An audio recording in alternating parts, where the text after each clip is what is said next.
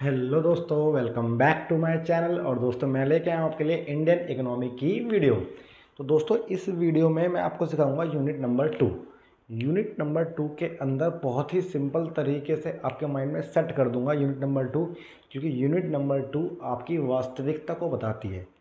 क्या बताती है? वास्तविकता को बताती है। अब वास्तविकता को कैसे बताती है? देखो बहुत सिंपल सी बात है, आप सबको पता होगा हमारा देश कब आज़ाद हुआ। हमारा देश आज़ाद हुआ था 1947 में, ठीक है। 1947 में देश आज़ाद होने के बाद 1950 में 1950 में बना था हमारे देश में प्लानिंग कमीशन। क्या बना था? Planning commission. अब प्लानिंग कमीशन 1950 को बना और तब 1951 में 1951 में बना था हमारे देश में 5 ईयर प्लान। क्या बना था? 5 ईयर प्लान। तो 5 ईयर प्लान क्या था कि जब देश हमारा अभी आज़ाद हुआ है, जिस टाइम उस ज़माने की बातें, गरीबी थी, पढ़े लिखे भी लोग नहीं थे, एम्प्लॉयमेंट भी नहीं था, जीडीपी बिल्कुल भी नहीं थी, ऐसे कॉन्सेप्ट था ना। तो इन सब चीज़ों को ध्यान में रख के हमने बनाए थे 5 ईयर प्लान। क्या बनाए थे? 5 ईयर प्लान। तो भाई इस वीडियो में हमें उसके बारे में डिस्कस करना है कि पूरा प्लानिंग के बारे में और एम्प्लॉयमेंट के बारे में। और इन चीज़ों को पढ़ते ही आपका एक क्वेश्चन और हो जाएगा बढ़िया पेपर में। पहली वाली वीडियो में डैम श्योर एक क्वेश्चन आना ही आना है, दूसरी वीडियो में से भी एक क्वेश्चन पक्का आना ही आना है। तो बहुत ही प्रॉपर से सुनेंगे हम इस वीडियो को। तो स्टार्ट करते हैं। तो आपको पहले याद रखना पड़ेगा कि क्योंकि पेपर में बनाने के लिए वो पता भी तो होना चाहिए। तो क्या याद रखोगे कि हमारे देश में प्लानिंग कब हुई थी, मतलब कि अगर मैं बात करूँ प्लानिंग कमीशन कब बना था, तो वो कब बना था हमारा 1950 में। और 5 ईयर प्लान कब बने थे? 1951 में। किसने बनाए थे?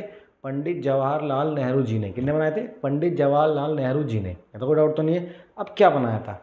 तो भाई पहली बात आती है कि मेन ऑब्जेक्टिव ऑफ प्लानिंग। अगर हम प्लानिंग की बात करें तो हमारे मेन ऑब्जेक्टिव क्या थे? तो सबसे पहले आप लिखोगे कि 1951 में हमारे देश में 5 ईयर प्लान बनाए गए थे। और 5 ईयर प्लान के अंदर हमारे 5 एलिमेंट थे, जिसमें पहला था हमारा जीडीपी ग्रोथ। क्या था?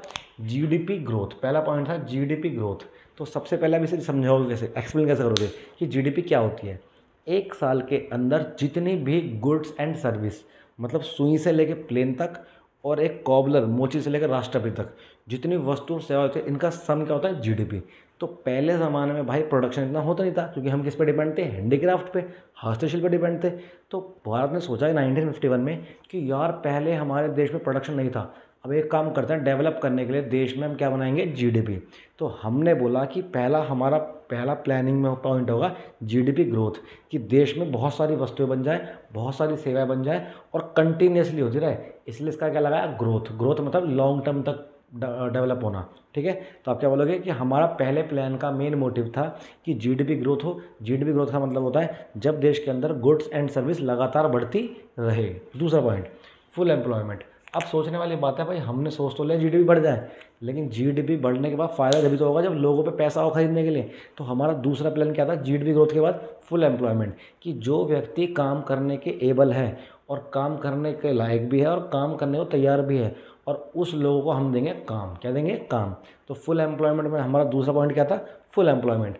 पहला जीडीपी ग्रोथ, दूसरा क्या था? Full employment. तो इसके अंदर लिखोगे क्या कि हम जानते हैं 1951 से पहले हमारे देश के अंदर एम्प्लॉयमेंट बहुत कम ही था, क्योंकि हमारे देश में 75% लोग क्या कर रहे थे? एग्रीकल्चर कर रहे थे। तो भाई सीधी सी बात है, जब एग्रीकल्चर पे इतना डिपेंड थे और वहाँ से प्रोडक्शन भी पूरा नहीं मिल पा रहा था, तो लोगों को बोला गया भाई तुम बढ़ाओ एम्प्लॉयमेंट देश में। एम्प्लॉयमेंट कैसे? नई नई पॉलिसियाँ बनाओ, प्रोडक्शन करो, जो भी करना है करो, लेकिन दो लोगों को दो एम्प्लॉयमेंट। तो दूसरा प्लानिंग क्या था हमारा? पहला जीडीपी ग्रोथ और दूसरा full employment. Third, equity. Equity का मतलब क्या होता है? इक्विटी का मतलब होता है इक्विटेबल डिस्ट्रीब्यूशन, न्यायोचित वितरण, कि भारत के अंदर ये अमीर और गरीब के बीच में डिफरेंस है, भाई इसे कम करो, वरना जो भी बेनिफिट होंगे जीडीपी के, एम्प्लॉयमेंट के, वो किसे मिलेंगे? वो मिलेंगे अमीरों को, गरीब तो फिर गरीब रह जाएगा। तो देश में बोला गया कि अमीरों और गरीबों के बीच में इक्विटेबल डिस्ट्रीब्यूशन किया जाए। Fourth, modernisation. मॉडर्नाइजेशन मतलब आधुनिकरण, नई नई टेक्नोलॉजी से काम करना। भारत में बोला गया कि भाई चलो हम तुम्हें जीडीपी को बढ़ाने के लिए बोला जा रहा है कि तुम्हें जीडीपी बढ़ानी है और एम्प्लॉयमेंट भी देना है। ये नहीं कि भाई तुम जो पुरानी टेक्नोलॉजी से काम कर रहे हो, भाइयों इस तरह से काम करो कि स्पीड में काम हो, नई नई टेक्नोलॉजी से काम करो। तो इसे बोलते हैं मॉडर्नाइजेशन। तो जीडीपी हमारे प्लानिंग के अंदर पहला प्लान क्या था? GDP growth. दूसरा क्या था? Full employment. तीसरा क्या था हमारा? इक्विटी। चौथा क्या था हमारा? अभी हमने पढ़ा मॉडर्नाइजेशन। मॉडर्नाइजेशन मतलब नई नई तकनीकों से काम करना ताकि डेवलपमेंट थोड़ा और जल्दी हो। Fifth plan, self sufficiency. अब सेल्फ सफिशिएंसी का मतलब क्या होता है? आत्मनिर्भरता। सेल्फ सफिशिएंसी का मतलब क्या होता है? आत्मनिर्भरता। तो भाई बोला गया भारत में कि भाई देखो सुनो, हमने तुम्हें ये बोला कि मॉडर्नाइजेशन करो, नई टेक्नोलॉजी से काम करो, तो ये नहीं कि तुम विदेशों से सारी टेक्नोलॉजी मंगवा रहे हो। भाई अपने देश के अंदर इतना मादा रखो कि तुम्हारा देश आगे बढ़े, अपने यहाँ पे टेक्नोलॉजी को प्रोड्यूस करो। समझ में आया नहीं आया? तो कितने प्लान थे? 5। GDP growth, full employment, equity, modernisation और सेल्फ सफिशिएंसी। इन पाँचों को बढ़ाने के हमने क्या करें? एफर्ट करे। अब जब इनको एफर्ट किए होंगे तो कुछ ना कुछ फ़ायदा भी हुआ होगा। तो भाई पूरे हमारे प्लानिंग के फ़ायदे क्या थे, अचीवमेंट्स क्या थे? तो पहला, increase in national income and per capita income. अब देखो इनके अचीवमेंट याद करने का तरीका, ये 5 बातों से पॉइंट बन जाएंगे। पहला क्या था? GDP growth. तो जब हमने जीडीपी बढ़ाई होगी तो देश की इनकम बढ़ी होगी और पर कैपिटा इनकम बढ़ी होगी। तो अब क्या लिखोगे? पहला फ़ायदा, increase in per capita income and national income. जब भारत के अंदर प्लानिंग को अपनाया गया है तो प्लानिंग के अपनाने से भारत के अंदर नेशनल इनकम भी बढ़ने लगी और साथ साथ पर व्यक्ति की इनकम, पर कैपिटा इनकम भी बढ़ने लगी। Second point, rapid industrial development. भाई सीधी सी बात है, हम देश में बोल रहे हैं जीडीपी बढ़ाओ, जीडीपी बढ़ाओ, और साथ में बोले नई टेक्नोलॉजी से काम करो। तो ये टेक्नोलॉजी को बढ़ा के हम कहाँ क्या खोलेंगे? इंडस्ट्रियाँ, उद्योग खोलेंगे। तो हमारा दूसरा फ़ायदा क्या हुआ? जब हमने 5 प्लान को अपनाया तो उससे हमारे देश के अंदर क्या होने लगा कि इंडस्ट्रियाँ बढ़ने लगी बहुत सारी। पहले 1-2 उद्योग थे, अब उन उद्योगों में क्या होने लगा? डेवलपमेंट होने लगा। Number 3, standard of infrastructure. भाई अब सोचने वाली बात है, हमने देश में नेशनल इनकम बढ़ा ली, पर कैपिटा इनकम बढ़ा ली और साथ में देखा है तो इंडस्ट्रिया बढ़ रही है। तो जब उद्योग बढ़ेंगे बड़े बड़े तो उनके लिए हमें इलेक्ट्रिसिटी चाहिए, ट्रांसपोर्ट चाहिए, मानते हो ना, कम्युनिकेशन चाहिए। तो साथ साथ इनको देखते देखते हमारे देश में इंफ्रास्ट्रक्चर, आधार एक संरचना भी बढ़ने लगी। ये क्या होती है? इंफ्रास्ट्रक्चर मतलब इलेक्ट्रिसिटी, कम्युनिकेशन, रोड ट्रांसपोर्ट, इन फैसिलिटियों का बढ़ना। फिर आता है क्या? Modernisation of agriculture. भाई जब जैसे हमने बोला कि लोगों को 5 प्लान में कि हमें मॉडर्नाइजेशन करना है, तुरंत लोगों ने उद्योग में भी नई नई टेक्नोलॉजी यूज़ करना चालू कर दिया। और जो एग्रीकल्चर पहले बहुत पुरानी टेक्नोलॉजी से करते, अब वो भी नई नई टेक्नोलॉजी का प्रयोग करने लगे। Next, progress against self reliance. भाई सीधी सी बात है, लोगों ने अपने यहाँ पे करी बहुत प्रोग्रेस। कैसे करी? आत्मनिर्भर हो गए, लोगों ने अपने आप को आगे बढ़ाया, विदेशों से मदद ना लेके, क्योंकि उन्हें डर था भाई हम फिर से गुलाम ना बन जाए। तो उन्होंने अपने ही देश के अंदर इन्वेस्टमेंट किया, सेविंग करी, उस पैसों को लगा के आत्मनिर्भर बने। तो भाई ये थे हमारे फ़ायदे। क्या थे? फ़ायदे। अब फ़ायदे टिप्स पे गिनते हैं। तो टिप्स पे तुम्हें आराम से याद हो जाएगा कि नेशनल इनकम बढ़ी, पर कैपिटा इनकम बढ़ी, सेल्फ रिलायंस हुआ, मॉडर्नाइजेशन हुआ, एग्रीकल्चर में आगे बढ़े, इंफ्रास्ट्रक्चर आगे बढ़े। ये सारे पॉइंट ऐसे के ऐसे तुम्हारे माइंड में सेट हो जाएंगे। फिर बात आते हैं, भाई हमने पढ़ लिया कि इसके फ़ायदे क्या हैं, अब हम पढ़ते हैं कि इसके नुकसान क्या है, मतलब किन किन चीज़ों में पीछे रहा। तो बहुत सिंपल तरीका, not much progress in poverty alleviation. भाई इस पूरे 5 प्लानों में कहीं से कहीं तक गरीबी के बारे में बात नहीं की गई। तो भाई ये बहुत हद तक, क्या बहुत ज़्यादा लेवल पे बात करूँ तो गरीबी इन पे दूर नहीं हुई। Second, unemployment problem continue. 5 year plan को अपनाने के बावजूद भी भारत में एम्प्लॉयमेंट पूरी तरीके से कम नहीं हो पाया है। आज अगर देखा जाए तो आज भी हमारे देश में पॉवर्टी ऐसे अनएम्प्लॉयमेंट ऐसा का ऐसा ही है। तो आपको क्या बोलना पड़ेगा कि अगर देखा जाए तो आज भी हमारे देश में एम्प्लॉयमेंट ऐसा का ही ऐसी है। Third, inequalities not decrease. भाई 5 ईयर प्लान को अपनाने के बावजूद भी हमारे देश के अंदर आज भी इनइक्वालिटी है, गरीब और अमीरों के बीच का डिफरेंस बहुत ज़्यादा है। Next, quality of life still lower as compare to other countries. अगर हम बात करें तो अन्य देशों को कंपेयर करें अपने आप से, तो हमारे देश के लोगों का लिविंग स्टैंडर्ड, रहन सहन स्तर ज़्यादा नीचे है एज़ कम्पेयर टू अदर कंट्रियों से बात करूँ तो, मतलब लोगों से बात करूँ तो अगला पॉइंट क्या मिलता है? भाई ये भी कमी रही है कि भारत के लोगों का जीवन स्तर इतना अच्छा नहीं है जितना अदर कंट्रियों में है। Next, country still away from self reliance. इतना ज़्यादा प्लान करने के बावजूद भी आज भी भारत को टेक्नोलॉजी बाहर से लेनी पड़ रही है, तो ये भी तो कमी है। तो इन 5 कमियों को अपने माइंड में याद रखना। अभी तक हमने क्या पढ़ा है? 5 ऑब्जेक्टिव कि मेन काम क्या थे, फिर हमने पढ़ा इसके फ़ायदे क्या हुए, अब हमने पढ़ा इसके नुकसान क्या हुए। यहाँ तो कोई दिक्कत तो नहीं है। अब अगर आपसे कोई पूछता है causes and consequence of slow progress of objective of economic planning, हमारे देश में इकोनॉमिक प्लानिंग करने के बाद, 5 ईयर प्लान को अपनाने के बाद भी हमारे देश का भला नहीं होता, वो क्या कारण थे? तो भाई सीधी सी बात है कि अगर इसका कारण बताएं तो भाई भारत में बहुत ज़्यादा अनएम्प्लॉयमेंट है। क्या है?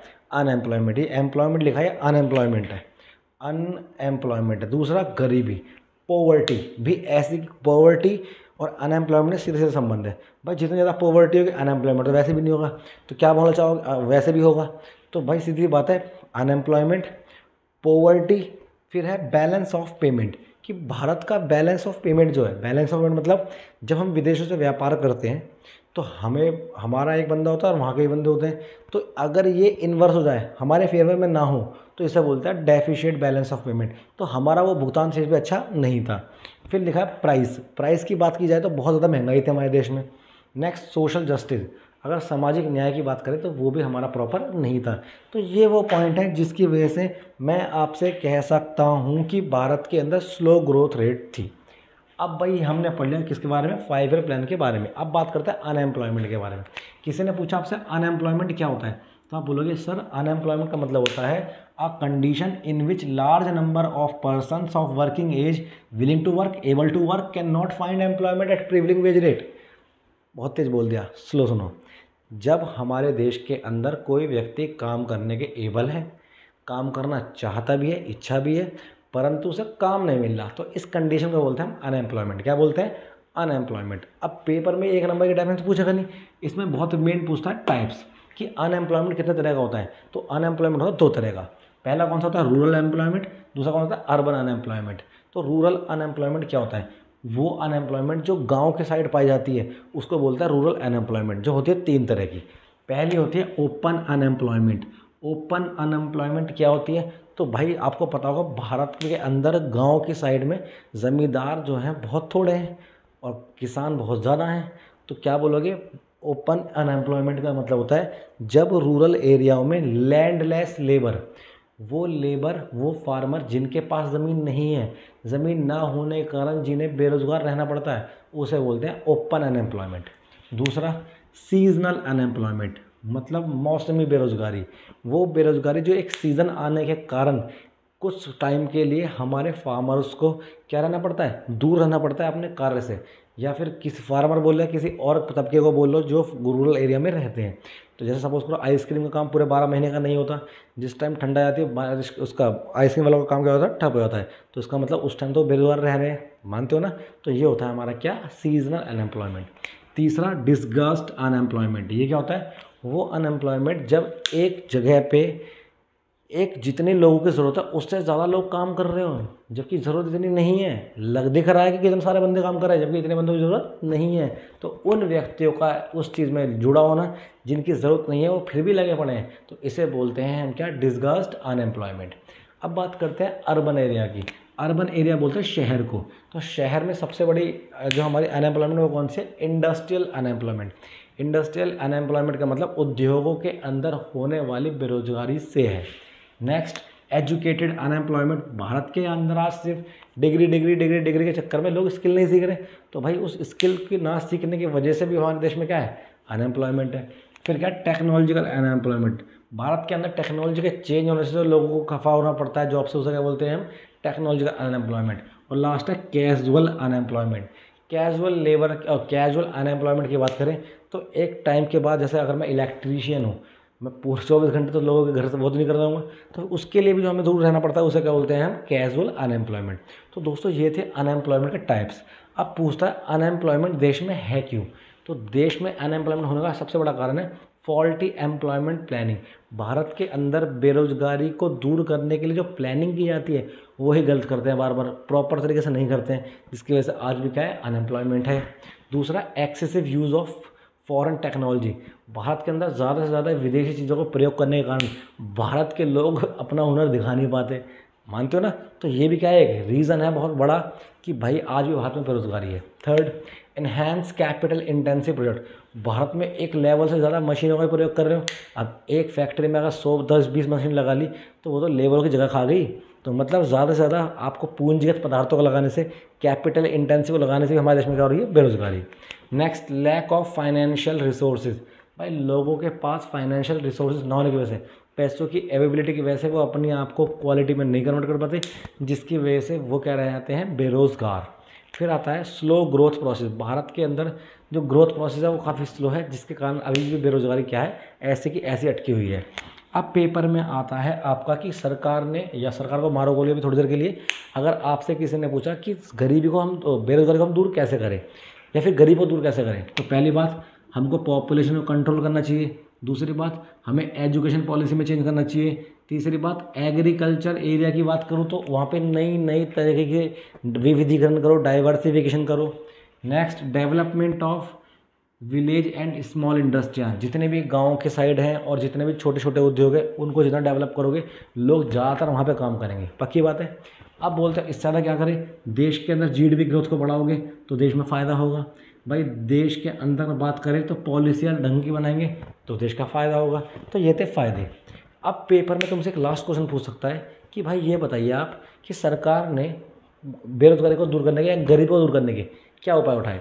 तो पहला, जवाहर ग्राम समृद्धि योजना। देखो ये बहुत सिंपल तरीका होता है, तो इसका क्या करना है, नाम याद कर लो बस एक बार, नाम के बाद सबका एक ही काम है, बेरोजगारी को दूर करना। तो समझ गए मैटर कैसे बनाना है बस। तो पहला क्या है नाम, जवाहर ग्राम समृद्धि योजना। दूसरा नाम, एम्प्लॉयमेंट एश्योरेंस स्कीम, की रोजगार देने की दिलासा दिया होगा किसी ने इसमें। संपूर्ण ग्रामीण रोजगार योजना, हमें सभी गाँवों में जो काम करने लायक है उन्हें काम मिलना चाहिए। National food for work programme, तो भाई राष्ट्र के अंदर हर एक व्यक्ति घर खाना पहुँचे। और लास्ट है मनरेगा, महात्मा गांधी नेशनल रोजगार गारंटी अधिनियम। ये अधिनियम बोलता है कि वादा करते थे कि हम देश में लोगों को कम से कम इतने दिन का काम देंगे। तो ये था आपका प्रोसेस। जब इस चैप्टर को पढ़ने बैठोगे तो सबसे पहले आपको क्या पढ़ना है कि देश के अंदर इकोनॉमिक प्लानिंग क्या थी। 1950 में बना प्लानिंग कमीशन, 1991 में बना हमारा 5 ईयर प्लान, इसके अंदर 5 प्लान थे। 5 प्लान के बाद दूसरा क्वेश्चन पढ़ना है, इसके फायदे क्या हुए, इसके नुकसान क्या हुए, यहाँ तो कोई दिक्कत नहीं, और इससे क्या इम्पैक्ट पड़ा। जैसे ये पढ़ लोगे तुरंत आपको पढ़ना है एम्प्लॉयमेंट क्या होता है, अनएम्प्लॉयमेंट, इसके टाइप्स कितने होते हैं, इसके कॉजेज़ क्या होते हैं, इससे क्या फ़र्क पड़ेगा। और तुरंत पढ़ना है अनएम्प्लॉयमेंट को दूर कैसे कर सकते हैं और सरकार ने क्या कदम उठाए हैं। अगर यही सेम क्वेश्चन इस तरीके से गरीबी का कारण क्या है तो सेम अनएम्प्लॉयमेंट वाले पेल देना, नहीं तो कोई डाउट तो नहीं भाई साहब। तो भाई अगर ये वीडियो अच्छी लगी हो तो लोगों को ज़्यादा से ज़्यादा शेयर करना और लाइक भी कर दिया करो। जिन बच्चों को अच्छा लग करे हमें अच्छा फील हो जाता है। तो दोस्तों बस इतना करो, ऐसे कंटिन्यू रात के 2:30 बज रहे हैं आपके लिए वीडियो बनाता रहूँगा, प्रॉपर बनाता रहूँगा। और रात को बनाने का कारण सिर्फ इतना है कि बाहर आवाज़ ना आए आपके वीडियो के तक और आप प्रॉपर देख सको। तो मिलते हैं भाई नेक्स्ट वीडियो में यूनिट नंबर 3 लेके। बस इसे ज़्यादा से ज़्यादा प्यार करो इस वीडियो को और देखो, गारंटी मेरी कि नॉलेज पूरी दूंगा आपको। तो ठीक है भाई, मिलते हैं नेक्स्ट वीडियो में।